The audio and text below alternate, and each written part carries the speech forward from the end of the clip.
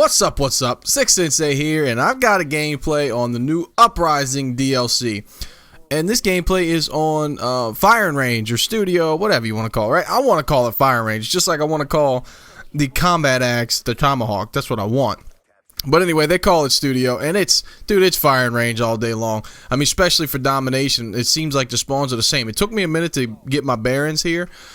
Just because, of course, I haven't played Firing Range in ages, roughly a year and a half or so. And so I wasn't 100% sure where they spawn when you triple cap. So I'm running around trying to get the spawns. This is quite literally, the first game I played on this map. And I just felt it, guys. You ever of course, every time I get a gameplay, I feel it, right? I get those moments where the shot is on. Everything's on point. It's awesome, man. I look forward to those games. I look forward to those times.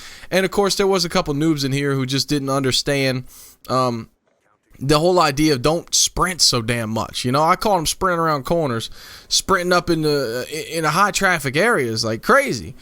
And, of course, I know the map, so they're sprinting at me. And, look at this guy. He's sprinting in the middle of nowhere. This guy, he's running around. Of course, I miss him first, but then I pick him up. The other guy's sprinting right at me. Of course, he could have stopped and aimed around the corner. I mean, it's just one of those things where, guys, you have got to slow it down. I tried to tell my buddy that the other day, and he was trying. Orbital V. I want to point out Orbital VSAT before there's even 25 points, or right at when there's 25 points on the board. And here's the spawn trap. This is kind of the thing when you got him at A or you got him triple capped. I realized about this point that I remembered. It clicked in my mind. You put your head right here, you hold him down, and you can get kill feeds. You can get things like that. And I failed on a couple kill feeds, but this is a great gameplay. It's 45. And like 15, right? First time I played this game. I want you to keep that in mind because it's just that's pretty awesome. I'm excited about that. Of course, I had to record in theater mode because I was playing the Uprising DLC, and I didn't think for a second, of course, like a dumbass, I didn't think for a second I was about to get a gameplay, and so I had to do theater mode. So there's a host migration coming up. But how do I feel about the Uprising DLC, guys? I'm loving it. With the exception of Magma, I'm just not a fan of that map. Maybe it'll grow on me, maybe it won't. Probably won't, right? Once I build a first opinion about something, that's pretty much it. But look, Encore, I figured out the spawns on that map. It had to be game one, just like this one. It would just made sense. That's what I want. I want to jump into a game and everything makes sense to me in my mind, the spawns and why they're dying and how they're dying. I mean, I felt like the connection when the Uprising DLC was first coming out, I felt like the connection was better than it has been in a long time. And I was really excited about that. I was super excited about that. So Encore's good. What's the other? I don't even know all the map names, but the only one I don't care for so far is Magma. I just think it's too big. It's too convoluted. There's too many ups and downs. Even Vertigo, right? Vertigo's awesome. Vertigo is an absolutely amazing map. I think it's just got that kill box in the middle. It's got the right amount of cover. I mean, it's amazing. And you know what? I wanted to talk about this one piece. I wish we had Summit. Right, I was talking about it with a friend the other day. I'm like, man, it's awesome we got the Nuketown, but everybody's sick of Nuketown. We played it so much in Black Ops 1, but it was an amazing map, and it kept us off of amazing maps like this, like Firing Range. Phenomenal map, and there was no question in that. And then we also had Summit.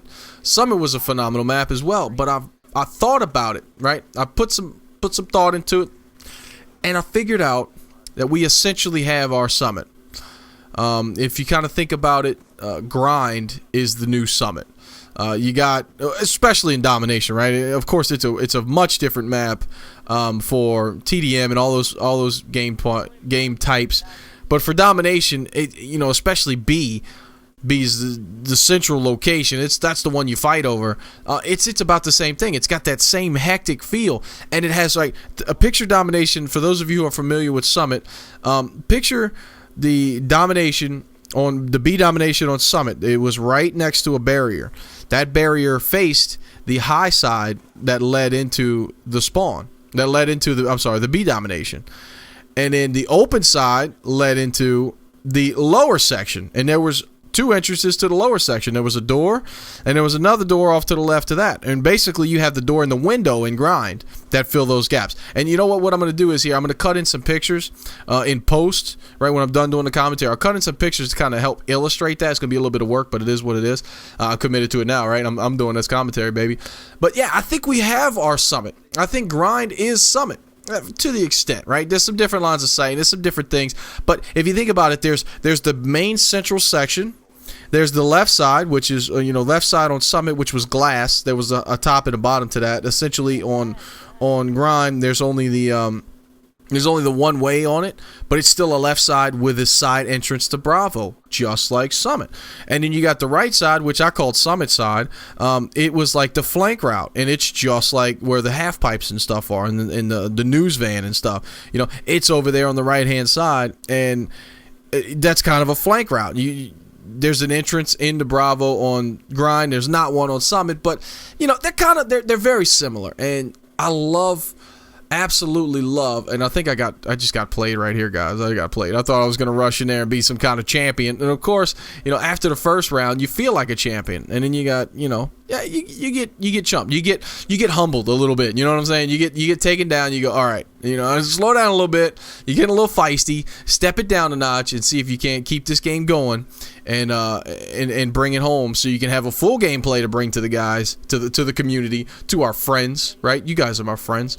And you know enough about me, shit. You got to know enough about me to be my friends at this point.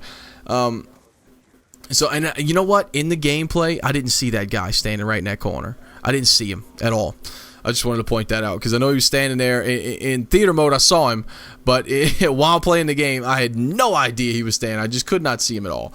So that's the difference in live capping and theater mode. I hate theater mode. I just despise it. But I'm glad it captured the game because I get to bring you guys some DLC from this map. And I'll tell you what, I haven't tried it yet, Mob of the Dead, but I'm telling you, the more and more I see about it, maybe you guys can tell me in the comment section below before I commit a whole bunch of time to learning this map. Please do that. I know you guys have played it.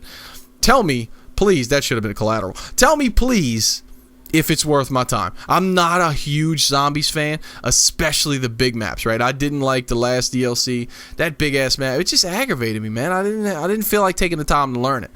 Tell me if it's worth it, because for some reason, I feel excited about Mob of the Dead. I don't know why. I think it might be the Alcatraz. I'm not a history buff, but I'm really interested in history. In this one, I tried to play it smart, give him a second, but I caught myself. Look. I'm sprinting and sprinting. Die. Don't chase your enemies. Don't sprint around corners. I've said it 100 times. I screwed up right there and I did it. I knew he was there, but I just wanted to point it out. I say it all the time. Practice what you preach, right? Right? Come on. So anyway, tell me in the comment section below if Mob of the Dead is worth my time, worth my effort, because I'm really interested in it. But if I didn't like the last one, am I going to like this one? It's another huge-ass map. It's another time-consuming thing. But I'm interested in it. I do like zombies. But I don't like getting like 10 rounds in and then dying. I feel like it was a waste of an hour. That's almost a freaking hour that you just lost. So anyway, let me know what you think about that. I love the new DLC. I love this map. This map just rocks my freaking socks off, dude. It's firing range. I've been clamoring for this since they announced Black Ops 2. All right, I've been clamoring for firing range. Anyway, guys, thank you for joining me. 45 and 15. I'm Six Sensei. Or 41 and 15. My bad. I'm Six Sensei, and I'm out. Peace.